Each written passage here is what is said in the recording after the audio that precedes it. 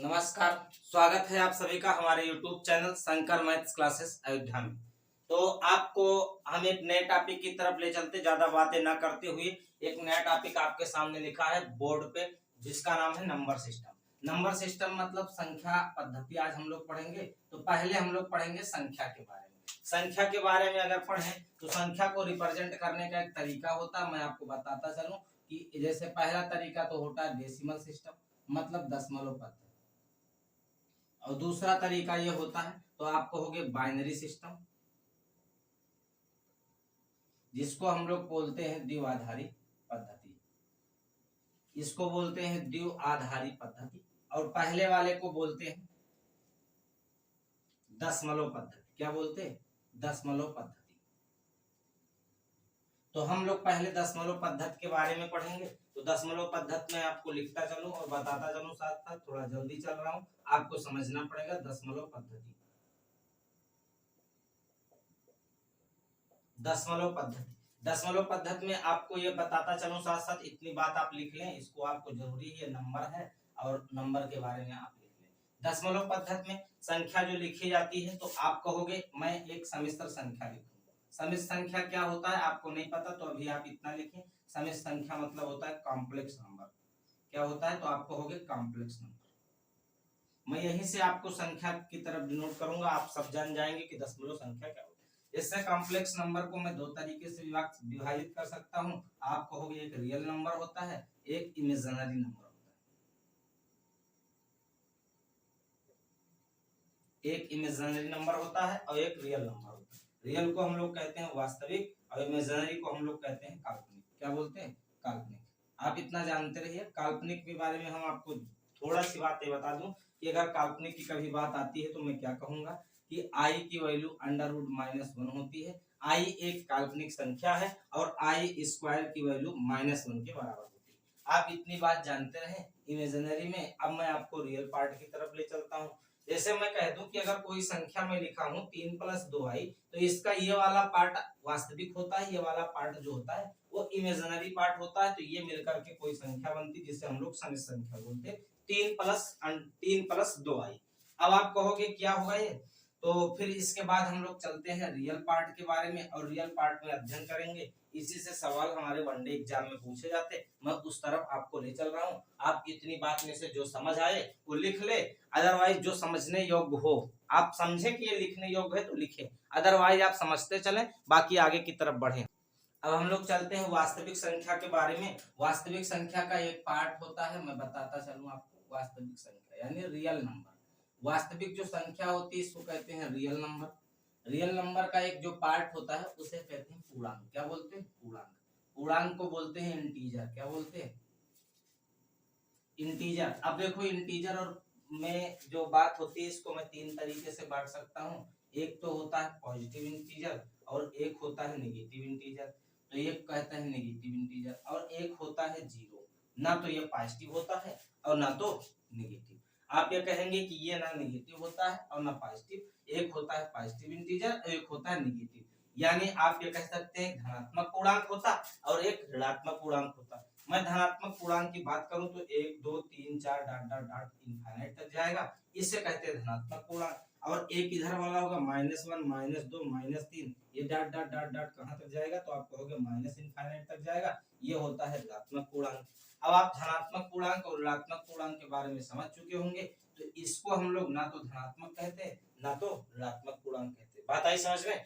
तो अगर हम कभी ये जो बनता है धनात्मक पूर्णांक, इसी को कहते हैं सेट ऑफ नेचुरल नंबर। क्या बोलते हैं? सेट ऑफ नेचुरल नंबर, यानी प्राकृतिक संख्याओं का ये समुच्चय।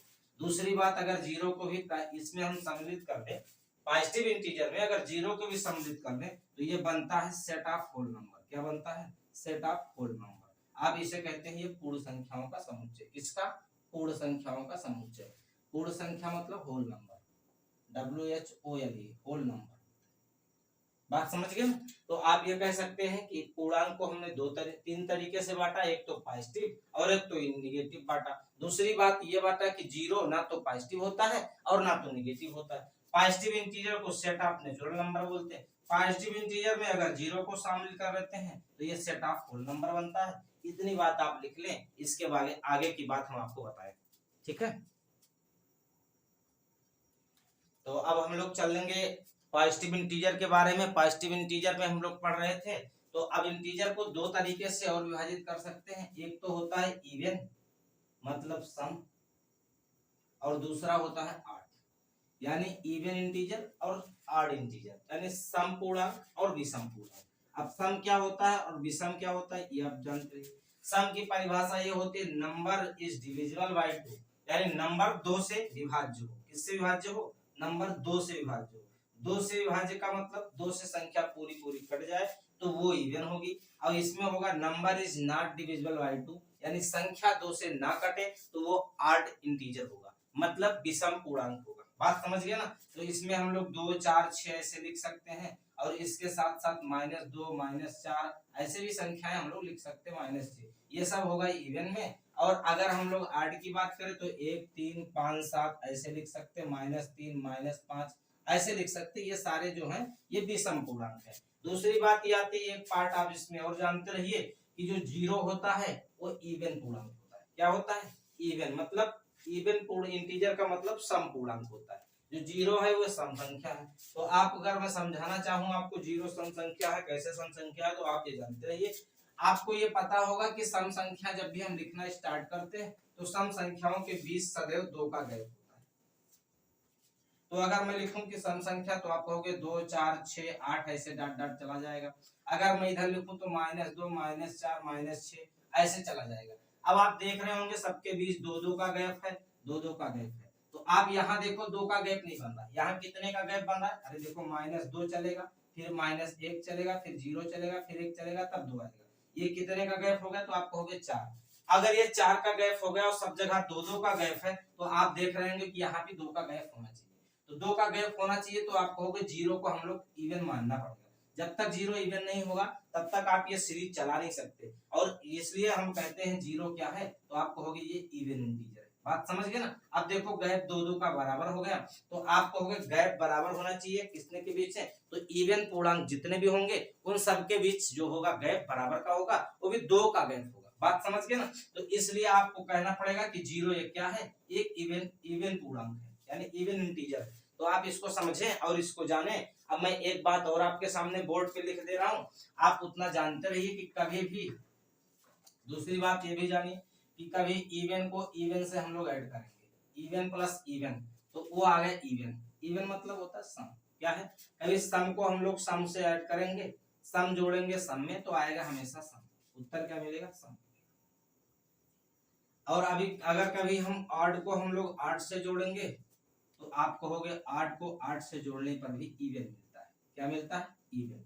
8 का मतलब विषम। अगर विषम को हम लोग विषम से ऐड करेंगे तो वो उत्तर क्या मिलेगा? तो आप कहोगे उत्तर मिलेगा सम। लेकिन कभी भी इवन को अगर 8 से जोड़ा जाएगा +8, तो ये जो मतलब इवन का मतलब सम, सम को अगर हम लोग विषम से जोड़ेंगे तो उत्तर क्या मिलेगा? तो आप कहोगे 8 मिलता। क्या मिलता?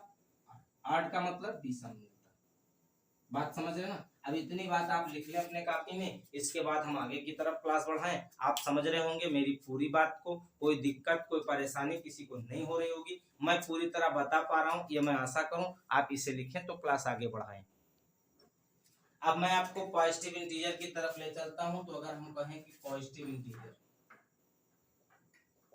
पॉजिटिव इंटीजर, पॉजिटिव इंटीजर मतलब धनात्मक पूर्णांक। इसको दो तरीके से हम लोग और बांट सकते हैं। तो दो तरीके से कौन कौन सा तरीके से बांट सकते हैं, तो आपको ये समझना पड़ेगा। दो तरीके से नहीं बल्कि 3 तरीके कह लें आप इसको। एक तो एक अभाज्य होगा, मतलब प्राइम नंबर। क्या बोलते हैं इसको? तो आप कहोगे प्राइम नंबर। और दूसरा होता है भाज्य संख्या, जिसे हम लोग बोलते हैं कंपोजिट नंबर। क्या बोलते हैं? Composite number. और एक होता है वन। वन ना तो भाज्य है और ना तो अभाज्य। कैसे है मैं आपको समझाता चलूंगा, आप परेशान ना हो। अभाज्य संख्या किसे कहते हैं? कि the number having only and only, केवल और केवल 2 फैक्टर, यानी ऐसी संख्या जिसके केवल और केवल 2 गुणनखंड हो, वह संख्या अभाज्य होगी। और ये मोर देन 2 फैक्टर, यानी 2 से अधिक गुणनखंड रखेगी तो वह संख्या भाज्य होगी। और इसमें जो 2 गुणनखंड होंगे वो कौन कौन होगा? एक तो एक होगा और एक इटसेल्फ मतलब स्वतः होगा। क्या होगा? अपने आप से विभाज्य होगी और एक 1 होगा। तो ये दो दो उसके फैक्टर होंगे जिस भी संख्या के, वो संख्या अभाज्य होगी। और मोर देन 2 फैक्टर होगा तो आप कहेंगे वह संख्या भाज्य है। और एक बात और जानते रहिए, जो एक लिखा होता है ये तो ना भाज्य है और ना अभाज्य है। इतनी बात आपको समझ आ रही? तो इतनी बात समझ आ रही है तो मैं अगर कहूं कि इसको लिखना स्टार्ट करूं, कहां से लिखूंगा? तो आप कहोगे 2 3 5 7, इसी तरह से आप लिखते हुए चले जाएंगे आगे की तरफ। तो ये सब अभाज्य संख्या है। अब मैं अगर भाज्य लिखना के स्टार्ट करूं तो आप कहोगे भाज्य की स्टार्ट 4 से होगी, 6 से होगी, 8 से होगी, 9 से होगी, इसी तरह आगे की तरफ बढ़ जाएगा। तो ये भाज्य संख्याओं का समूह बन जाएगा, ये अभाज्य संख्या। क्या बात समझ आ रही ना? अगर इसको आप समझ पा रहे हैं तो आप ये जाने कि भाज्य और अभाज्य में ये अंतर होता है। और कभी भी आपसे पूछा जाए एक के बारे में तो आप बार बार हम आपको बता रहा हूं, तो एक को कहेंगे ना तो ये भाज्य है और ना तो अभाज्य है। इतनी जानकारी आप लिख लें और इसके बाद आगे की तरफ ले चलें। तो आप इसकी बात लिख चुके होंगे तो मैं आगे की तरफ आपको ले चलूं। तो मैं आपको जब लिखाना स्टार्ट किया तो कोई भी, मैंने आपको रियल पार्ट लिखा, वास्तविक संख्या रियल, तो आप ये कहोगे वास्तविक जो संख्या लिखा हमने, तो आप ये कहेंगे कोई संख्या लिखा 3 4 5, ऐसे लिख दिया 2 7 3, तो ये इसका जो था ये इसका पूर्णांक पार्ट था और ये इसका दशमलव पार्ट था। क्या था? दशमलव। तो आप ये कहेंगे ये इसका पूर्णांक पार्ट था, ये इसका दशमलव पार्ट। मैंने आपको पूर्णांक के बारे में पूरी बातें बता दी, कोई बातें नहीं छोड़ी है। अब मैं थोड़ी बात आपको दशमलव के बारे में बताऊंगा, फिर आगे की तरफ बढ़ूंगा।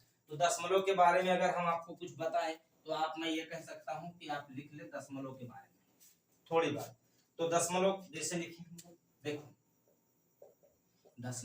दशमलव का मतलब ये होता है, दो तरीके से बांट देंगे हम लोग इसको। एक तो होगा शांत दशमलव और एक होगा अशांत दशमलव। शांत का मतलब ये होता है ऐसे दशमलव जो कुछ दूरी पे चलने के बाद में वो रुक जाए, तो उसे हम लोग शांत कहते हैं। जो ना रुके उसे हम लोग अशांत कहते हैं। जैसे मैं कह दूं कि 1/2 लिखा है तो आप कहोगे इसकी वैल्यू 0.5 हुई, दशमलव के बाद एक अंक चलने के बाद ये रुक गई तो ये शांत है। अगर मैं कह दूं कि अगर 1/3 है तो आप कहोगे इसकी वैल्यू क्या होगी? तो आप कहोगे 0.3333 करके हुए चला जाएगा, ये रुकेगा नहीं, तो ये होगा अशांत दशमलव। अब अशांत दशमलव के मैं दो पार्ट करता हूं, एक को कहते हैं आवर्ती और एक को कहते हैं अनावर्ती। आवर्ती और अनावर्ती में फर्क क्या होता मैं बता दूं आपको। आवर्ती का मतलब जब गिनतियां रिपीट होने लगे तो आवर्ती होती है, जब गिनती रिपीट ना हो दशमलव के बाद तो वो अनावर्ती है। जैसे मैं लिख दूं 1.3333 करके जा रहा है तो यह आवर्ती है। अगर हम कह दें कि 1.532 4 3 2 1 6 ऐसे लिखता हुआ चला जाए तो आप इसे कहेंगे क्या? ये अनावर्ती। बात आई समझ में? तो जब आवर्ती और अनावर्ती का मतलब ये होता है जब गिनती दशमलव के बाद रिपीट होने लगे तो उसे आवर्ती कहते हैं। यदि गिनती दशमलव के बाद रिपीट ना हो तो उसे हम लोग अनावर्ती बोलते हैं। अब आप दोनों बात इसमें से यह जानते रहिए कि शांत और आवर्ती ये दोनों परिमेय होता है। क्या होता है? तो आप कहोगे परिमेय होता है, यानी इसको, और दूसरा वाला जो पार्ट अनावर्ती होता है यह अपरिमेय होता है, यानी आप इसे कहते हैं ये रेशनल नंबर होता है और ये जो होता है वो इरेशनल नंबर होता है। क्या होता है? Irrational number. बात समझ गए ना? तो जो पहला वाला पार्ट यानी शांत और आवर्ती ये दोनों परिमेय होता है और जो अनावर्ती होता है ये अपरिमेय होता है। इतनी बात अगर आप समझ चुके हो तो मैं आपको कुछ बातें और बताता चलूं परिमेय और अपरिमेय के बारे में भी आप समझ सकते। अब आप लिख सकते हैं परिमेय संख्या किसे कहते हैं, मैं परिमेय और अपरिमेय दोनों की बात लिखाता चलूं। तो परिमेय संख्या डालेंगे आप हेडिंग और इसमें लिखेंगे परिमेय के बारे में। परिमेय संख्या मतलब रेशनल नंबर, तो आप कहेंगे पी बाई क्यू के रूप में लिखा जा सके। पहली बात तो ये मैं बोलता चल रहा हूँ, बहुत सारी बातें लिख नहीं रहा हूँ, आपको लिखना पड़ेगा। तो मैं आराम आराम से बोल रहा हूँ, आप लिख सकते हैं, कोई दिक्कत नहीं। वीडियो को रोक करके आप कहोगे जिसे पी बाई क्यू के रूप में लिखा जा सके और पी और क्यू ऐसी गिनती हो जिनका SCF 1 हो। क्या हो? SCF 1 हो। पहली बात तो। दूसरी बात, क्यू कभी जीरो नहीं होगा, क्यू कभी जीरो नहीं होगा। ये आप कह सकते हैं ये परिमेय संख्या की परिभाषा हो, यानी पी बाई क्यू के रूप में लिखा जा सके और पी और क्यू का SCF 1 होना चाहिए और क्यू कभी जीरो नहीं होगा। इस बात को आपको समझना है। तो अब मैं बताऊं आपको, जैसे 2 लिखा है बटा 3 तो यह परिमेय है, 3/5 लिखा है ये परमेय, खाली 3 लिखा है तो भी आप 1 लिख के इसको परमेय बना सकते हैं। तो आप कहोगे ये सब गिनती क्या है, परमेय है। दूसरी बात, अपरमेय का मतलब ये होता है ऐसे गिनती है जिसे पी बाई क्यू के रूप में ना लिखा जा सके। तो जैसे ऐसे में कौन कौन लोग आएंगे, तो आप कहोगे ऐसे में जो आएगा वो √2, √3, √5 ऐसे आपकी जो संख्याएं चलेंगी जिनका पूरी तरह वर्गमूल निकाल पाना संभव नहीं है, ये सारी संख्याएं जो होंगी वो अपरमेय होंगी। इतनी बात समझ चुके होंगे, तो मैं आगे की तरफ थोड़ी बातें और लिख दूं, इसके बाद में क्लास आज की यही ब्रेक हो जाएगी। मैं थोड़ी बात आप नोट पॉइंट में लिख दूं, तो आप ये जानते रहिए कि अगर 2, 3, 4 पॉइंट। पहली बात, जैसे 22/7 और 3.14 ये परमेय है। क्या है? ये परमेय है।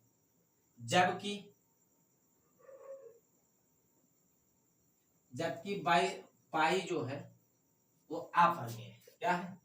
पाई अपरमेय है। इतनी बात जान। अब ये कहोगे ये दोनों एक ही चीज है, तो फिर परमेय और अपरमेय की बात क्या होगी। दूसरी, अब आप इसको आप जानेंगे तो आप कहोगे 22/7 को मैं लेके चलूं, तो 22/7 को अगर मैं भाग करना स्टार्ट करूंगा तो आप इसको भाग करके देखिएगा कुछ अंकों बाद ये रिपीट होने लगेगा। जबकि पाई का मान रिपीट नहीं होता, तो आप कहोगे ये रिपीट होने लगेगा, पाई का मान कभी रिपीट नहीं होता, तो ये इसकी एग्जैक्ट वैल्यू नहीं, पाई की एग्जैक्ट वैल्यू 22/7 नहीं है, ये इसकी अप्रॉक्सीमेट वैल्यू है। आप कहोगे पाई की जो है अप्रॉक्सीमेट वैल्यू क्या है, तो आप कहोगे 22/7, ना कि पाई की एग्जैक्ट वैल्यू 22/7।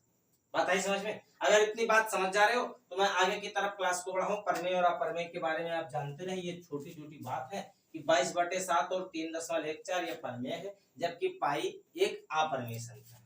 आप इतनी बात जानते रहिए, छोटी छोटी बातें हैं, पूछ ली जाती तो आप बता ना सके, ऐसा ना हो। दूसरा पॉइंट आप लिख लें कि सबसे छोटी अभाज्य संख्या की बात अगर की जाए, सबसे छोटी अभाज्य संख्या, तो आप कहोगे सबसे छोटी जो अभाज्य संख्या होती है वो हमारी 2 होती। क्या होती? सबसे छोटी अभाज्य संख्या 2 होती। अब इसके बाद एक लिखो, 2 ही एक ऐसी अभाज्य संख्या है, 2 ही एक ऐसी अभाज्य संख्या है जो सम है। 2 ही एक ऐसी अभाज्य संख्या है जो सम है, बाकी सभी जो सम है, बाकी सभी अभाज्य संख्याएं आपको विषम मिलेगी, लेकिन सभी विषम संख्याएं अभाज्य भी नहीं होंगी, ये आप जानते रहिए। जैसे आप कहोगे 9 तो विषम है, लेकिन 9 विषम है लेकिन ये अभाज्य नहीं है। क्यों? क्योंकि इसके कई फैक्टर हो जा रहे हैं। देखो 1 से कट जा रहा है, 3 से कट जा रहा है, 9 से कट जा रहा है, तो ये देखो इसके 3 फैक्टर हो गए। तो आप कहोगे ये इसके 3 फैक्टर है तो ये अभाज्य नहीं है, क्योंकि अभाज्य संख्या की परिभाषा यही होती है कि ओनली एंड ओनली 2 फैक्टर, केवल और केवल 2 फैक्टर होने चाहिए, वही संख्या अभाज्य होगी। तो आप ये जानते रहिए, 2 एक ऐसी अभाज्य संख्या जो सम है, बाकी की सभी अभाज्य संख्याएं विषम होंगी, लेकिन सभी विषम संख्याएं अभाज्य नहीं होंगी, ये आप जानते रहिए। 2-3 कंडीशन है, इसको मैं बोल दिया हूं, आप 2-3 बार सुन सकते हैं, कोई दिक्कत नहीं है। बात समझ गए ना? तो आप ये जाने, इतनी बात और जान लिए हो तो आप एक बात और जान लो कि अगर आपसे 1 से 50 तक की अभाज्य संख्या अगर आपसे कही जाए अभाज्य संख्या, तो आप कहोगे ये 15 होती है। कितनी अभाज्य संख्याएं होती? 15। अगर मैं 50 से 100 की बात करूं, 50 से 100 तक, तो आप कहोगे 50 से 100 तक 10 अभाज्य संख्याएं होती। अगर मैं पूरा 1 से 100 तक जोड़ लूं तो आप कहोगे 1 से 100 तक 25 अभाज्य संख्याएं होती। कितनी? 25। ये आप लाइन को जानते रहिए, यह बात भी आपके लिए जरूरी है। इतनी बात आप लिख लें, इसके बाद मैं आपको आगे की तरफ ले चल रहा हूं। तो आप इस बात को लिख चुके होंगे। अब इस बात को लिख चुके हैं तो आप एक हेडिंग बना लें, स्थानीय मान और जातीय मान। स्थानीय मान और जातीय मान मतलब आप कहेंगे place value and face value. आप इस हेडिंग को बना लें और इसको हम आप लोग को कल प्रोवाइड करेंगे। आज के लिए इतना काफी है, बाकी की आप पढ़े लिखे मस्त रहें, अच्छा रहें, स्वस्थ रहें, ये मैं आशा करूं, और आप पढ़ते रहें। आज के लिए इतना काफी है। धन्यवाद। Good night.